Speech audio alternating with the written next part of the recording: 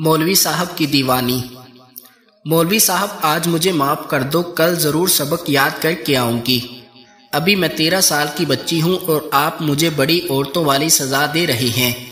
میں برداشت نہیں کر پا رہی، مجھے بہت تکلیف ہو رہی ہے۔ بیٹا چھوڑ دیتا ہوں۔ تقریباً 15 منٹ بعد مولوی صاحب نے مجھے چھوڑا، لیکن میں اٹھنے کے قابل نہیں تھی۔ مجھ میں اتنی جان نہیں تھی کہ میں اٹھ کر بیٹھ سکوں۔ مولوی صاحب نے آج میرے ساتھ انتہا کر دی تھی۔ تھوڑی دیر بعد مولوی صاحب پانی کا گلاس بھر کر میرے پاس آئے۔ ہم دونوں کمرے میں اکیلے تھے۔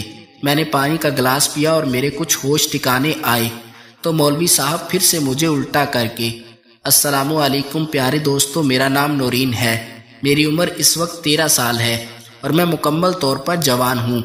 جوان تو میں 13 سال میں ہی ہو گئی تھی جب مولوی صاحب نے وہ کام لگایا تھا۔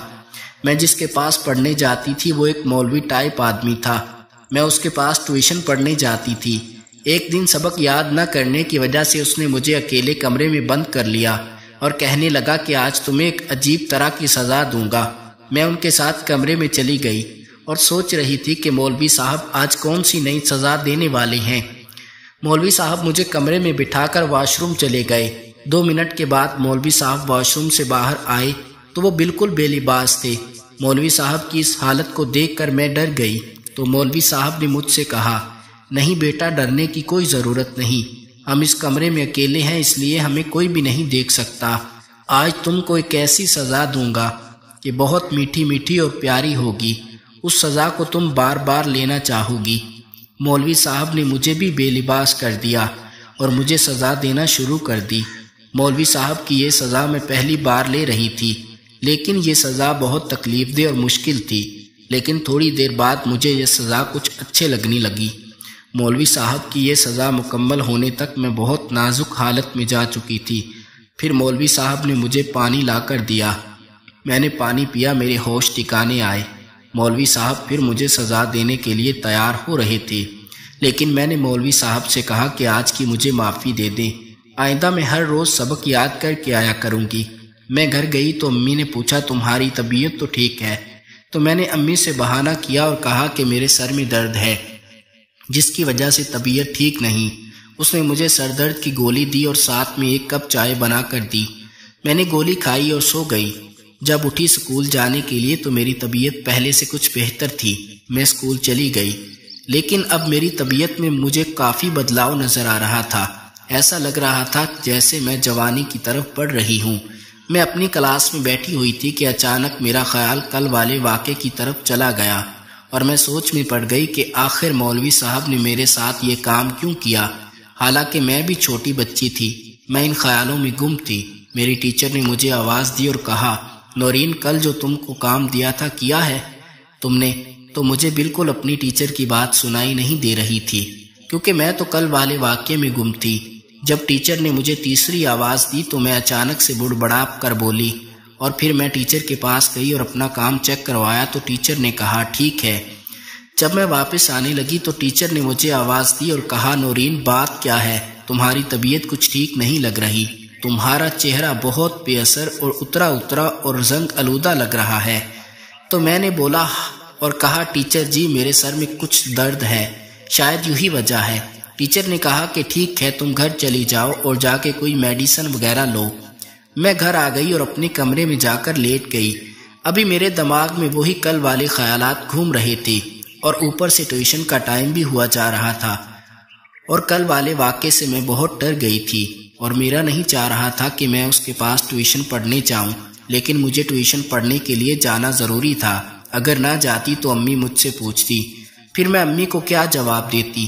اس لیے میں نے جلدی سے اپنا ہوم ورک یاد کیا تاکہ میں مولوی صاحب کی اس سزا سے بچ سکوں۔ جب شام 4 بجے تو میں نے بیگ اٹھایا اور مولوی صاحب کے گھر کی طرف چل پڑی اور میں یہ سوچ کر جا رہی تھی کہ آج مولوی صاحب سے بات ضرور پوچھوں گی کہ آپ نے میرے ساتھ یہ کام کیا کیا۔ جب میں مولوی صاحب کے گھر داخل ہوئی تو مجھے دیکھ کر بہت خوش ہوا اور مجھے سیدھا اپنے پاس بلایا اور کہنے لگا، سناؤ، تمہاری طبیعت تو ٹھیک ہے، کوئی مسئلہ تو نہیں؟ تو میں نے کہا، جی بالکل ٹھیک ہے۔ تو پھر اس نے پوچھا کہ آج سبق یاد کر کے آئی ہو یا نہیں؟ تو میں نے فوراً بولا، جی آج اچھی طرح سبق یاد کر کے آئی ہوں۔ مجھے کل والی سزا بہت یاد ہے، میں کبھی نہیں بھول سکتی۔ مولوی صاحب نے جب میری یہ بات سنی تو اس کے چہرے پر ہلکی سی مسکراہٹ آئی، میری طرف دیکھ کر کہنے لگے کہ شاباش نورین، روز اسی طرح سبق یاد کر کے آیا کرو۔ میں سوچ رہی تھی کہ اس کے پاس میرے جیسی اور بھی لڑکیاں پڑھنے آتی ہیں، کیا ان کو بھی مولوی صاحب یوں ہی سزا دیتی ہیں؟ میں نے سوچ لیا تھا کہ آج چھٹی کے بعد مولوی صاحب سے پوچھوں گی کہ آپ نے یہ کام کس کس کے ساتھ کیا ہے۔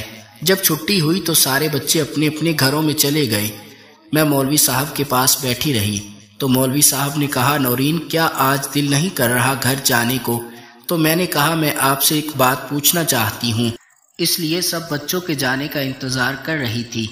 پہلے تو آپ مجھے یہ بتائیں کہ آپ نے میرے ساتھ یہ کام کیوں کیا؟ میں تو ابھی بچی تھی۔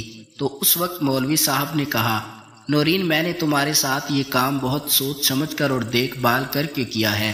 تم مکمل طور پر جوان ہو چکی ہو اور تم شادی کے قابل بھی ہو گئی ہو، اس لیے میں نے تمہارے ساتھ یہ کام کیا ہے۔ تم مجھے بہت اچھی لگتی ہو، بس تمہارے جوان ہونے کا انتظار کر رہا تھا۔ تو میں حیران ہوئی اور میں نے اس سے پوچھا، اچھا آپ کو کیسے پتا کہ میں جوان ہو گئی ہوں؟ تو اس نے بتایا کہ تمہارا جسم واضح طور پر بتا رہا ہے۔ جب میں نے اپنے سینے کی طرف دیکھا تو مجھے پتا چل گیا کہ مولوی صاحب نے ضرور اسی جگہ کو دیکھ کر پہچانا ہے کہ میں جوان ہو گئی ہوں۔ تو پھر مولوی صاحب نے پوچھا، نورین کیا بات ہے، تمہیں میرا یہ کام کرنا اچھا نہیں لگا؟ تو میں نے کہا، نہیں ایسی کوئی بات نہیں، کل سے میری طبیعت بہت خراب ہے۔ تو اس نے کہا، بس 1-2 دن بعد تم ٹھیک ہو جاؤ گی۔ مولوی صاحب کا کہنا بالکل ٹھیک تھا۔ 2 دن بعد میں بالکل فریش ہو گئی تھی، مجھے کوئی ٹینشن نہیں تھی۔ اس کے بعد میں روز ٹیوشن تو پڑھنے جاتی، لیکن مولوی صاحب اب مجھے بہت نظر انداز کرتے تھے کیونکہ وہ ایک اور لڑکی کے اوپر نظر رکھنے لگے تھے۔ وہ بھی نئی مولوی کے پاس ٹیوشن پڑھنے آئی تھی، اس کی عمر 16 سال تھی اور اس کا نام ثانیہ تھا۔